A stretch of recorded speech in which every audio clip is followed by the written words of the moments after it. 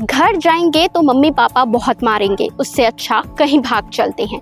ये वही डर था जिस वजह से 4 नाबालिग लड़कियों ने घर से भागने का फैसला किया। मंगलवार दोपहर से लापता इन बच्चियों को नागपुर रेलवे स्टेशन से जीआरपी और आरपीएफ की मदद से ढूंढ निकाला गया।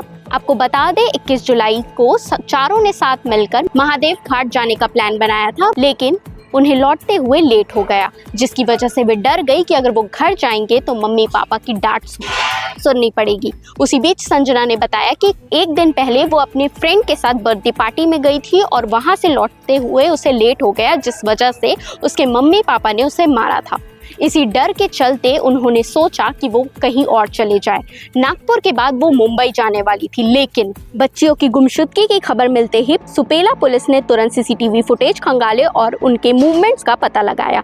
जानकारी मिलते ही नागपुर रेलवे स्टेशन पर आरपीएफ और जीआरपी को सतर्क किया गया और नागपुर में जीआरपी पुलिस ने सभी बच्चियों को पहचान कर पूछताछ की, फिर उन्हें शासकीय बालिका गृह नागपुर में सुरक्षित पहुंचाया। सुनिए इस पूरे मामले पर पुलिस अधिकारी ने क्या कहा।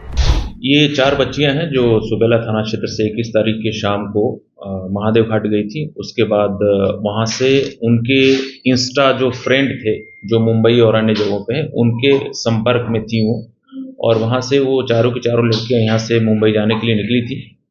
इस बीच पुलिस को जानकारी मिली तो पुलिस के माध्यम से नागपुर पुलिस से संपर्क किया जा करके नागपुर में उनको पकड़ा गया है और वहाँ पे पुलिस पार्टी यहाँ से रवाना हुई है, उनको बरामद किया जा करके और यहाँ वापस लाया जा रहा है। तो हमारा तो ये सुझाव है, कम से कम जो नाबालिग बच्चे हैं उनके जो परिजन हैं, उनके अभिभावक हैं, कम से कम उनके सोशल मीडिया प्रोफाइल और सोशल मीडिया एक्टिविटीज पर निगाह रखें और उनको समझाएं, उनकी काउंसलिंग करें ताकि इस प्रकार की घटनाएं न हो।